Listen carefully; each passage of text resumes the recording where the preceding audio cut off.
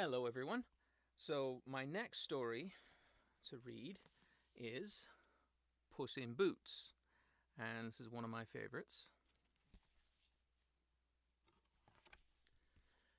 There once was a miller's son who, except for his cat, was alone in the world. They had little to eat, but one day the cat said to him, "Master, give me a pair of boots and a sack, and I will be useful to you."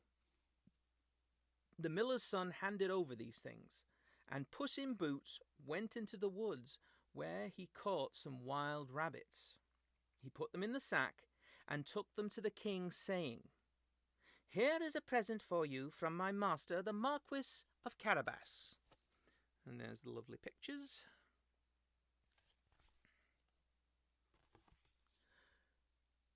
For a long time after that, Puss in Boots kept bringing other presents to the king, who was pleased to receive them. Each time the king was told that they were gifts from the Marquis of Carabas.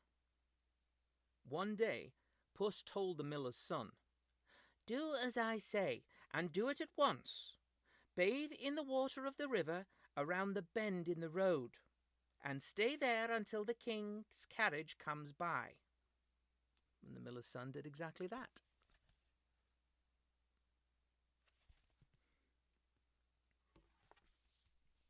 Soon the king came riding by in his fine carriage, with his beautiful daughter at his side. Puss dashed alongside it, shouting, "Help! Help! Thieves have robbed my master and thrown him into the river. He will drown."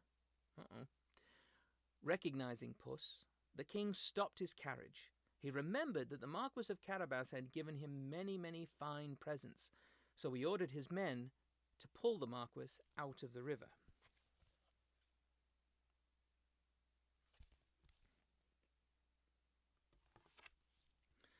Then the king told his men to bring fine clothes for the Marquis to wear, and once he was handsomely dressed, the miller's son was invited to ride in the carriage beside the princess.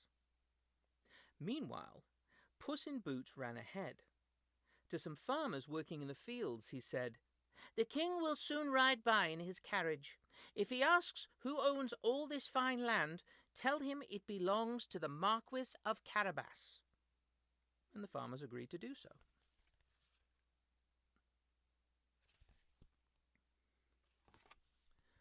Sure enough, when the king came along, he was told that the Marquis of Carabas was the owner of the fields. "Well, this man must be a very rich lord," he thought. Now Puss ran ahead again until he reached the castle. Inside was an evil ogre, who was the real owner of the fields. "I have heard," said Puss, "that you can change yourself into all kinds of animals. Is that true?" "Of course," replied the ogre. "Just watch." Poof! He changed into a fierce lion. Poof! He changed back into an ogre again.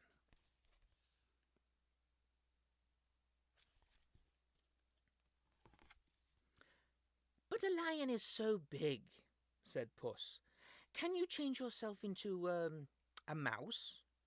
"Watch," said the ogre, and poof! He was a mouse. But in the next moment he was gobbled up by Puss in Boots. As the king's carriage stopped at the entrance of the castle, Puss greeted the passengers with a low bow. "Welcome to the castle of my master, the Marquis of Carabas," he said. There they are.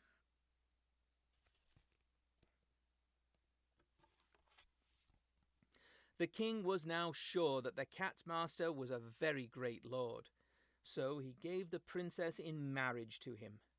A magnificent wedding feast was prepared, and the miller's son became a real lord. As for Puss, well, he also lived happily ever after, and had cream every morning for breakfast. And there he is. Well, thanks again for listening, and tune in for the next one.